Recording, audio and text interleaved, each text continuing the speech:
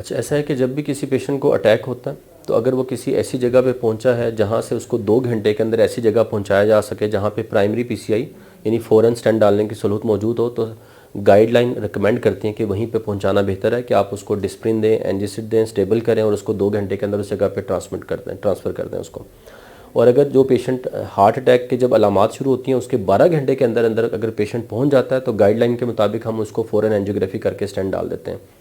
बहुत, क्योंकि 12 घंटे के बाद देखा यह गया कि क्लॉट सख्त हो जाता है, उसकी वजह से जो नुकसान होना होता है वो हो चुका होता है। तो ऐसी सूरत में फिर बाज़ दफ़ा फ़ौरन एंजियोग्राफी करके स्टेंट डालने का फ़ायदे की बजाय नुकसान देखे गए हैं। लेकिन चंद ऐसी कंडीशंस भी हैं कि अगर किसी पेशेंट को हार्ट अटैक हुआ है, टाइम 12 घंटे से ज़्यादा हो गया है, लेकिन पेशेंट को अभी भी चेस्ट पेन है, पेशेंट की ईसीजी में अभी भी तब्दीलियाँ मौजूद हैं, या पेशेंट की कोई इलेक्ट्रिकल इंस्टेबिलिटी है, जिस तरह ईसीजी के अंदर कुछ सिटीजन प्रॉब्लम होते हैं जिसको हम कहते हैं हार्ट ब्लॉक,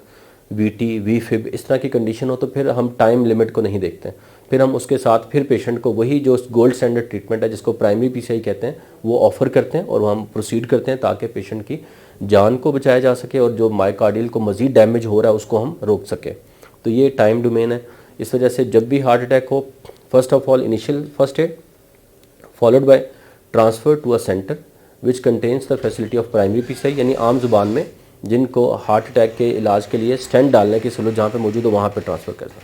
और 2 घंटे के अंदर ट्रांसफ़र हो, वेल एंड गुड। 12 घंटे के अंदर अंदर पेशेंट आ जाए, हम एंजियोप्लास्टी कर देंगे। 12 घंटे से ज़्यादा है तो फिर कुछ खास पैरामीटर्स हैं जिनको देख के हम करेंगे। अदरवाइज़ जो भी पेशेंट है, हार्ट अटैक हो गया, 12 घंटे हो गए, 24 घंटे हो गए, फाइनल डेस्टिनेशन क्या है कि हमने उसकी एंजियोग्राफी करनी है, उनकी वेसल्स को देखना है ताकि हम उसकी जो हार्ट की वेसल्स की एनाटॉमी है उनको डिफ़ाइन कर सकें और फ्यूचर मोड ऑफ ट्रीटमेंट को हम डिफ़ाइन कर सकें। क्योंकि बहुत दफ़ा अगर एक अटैक हुआ है तो खुदा न खासा ये ना हो कि दूसरा तीसरा भी हो, तो उसके लिए हमें पता हो कि अंदरूनी बीमारी की क्या नोयत है और उसके लिए जो टेस्ट है उसको हम एंजियोग्राफी ही कहते हैं। तो हार्ट अटैक से अगर कोई डिले हो गया लेकिन फिर भी उसको एंजियोग्राफी की ज़रूरत होती है और एंजियोग्राफी के बाद उसका जो फ्यूचर में